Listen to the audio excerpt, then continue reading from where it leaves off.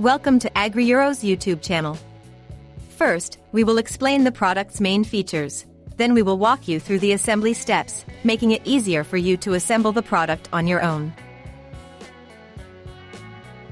Please note that AgriEuro is the only e-commerce allowing a full supply of spare parts for the entire life of your product.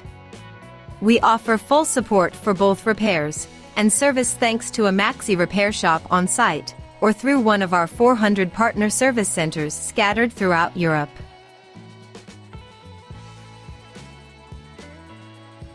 Now, let's explore our product key features.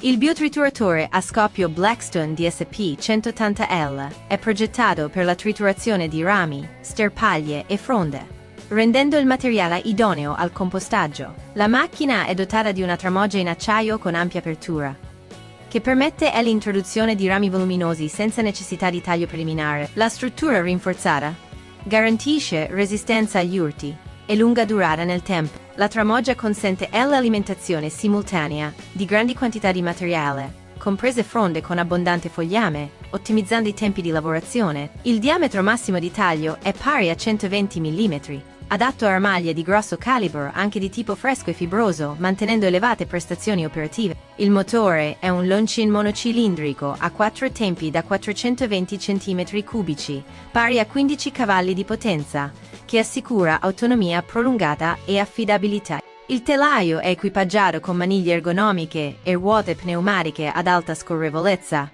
per agevolare gli spostamenti anche su terreni irregolari. È presente un dispositivo di sicurezza sull'apertura della camera di macchinazione, conforme alla normativa 6. Now for the product assembly guide.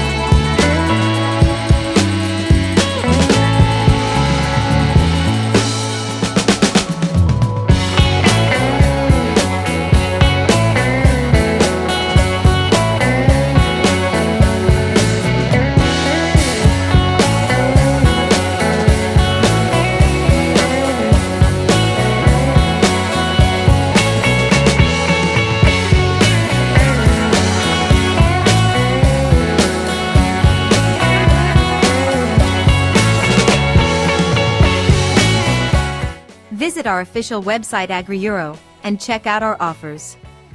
Click on the link in the description below to learn more.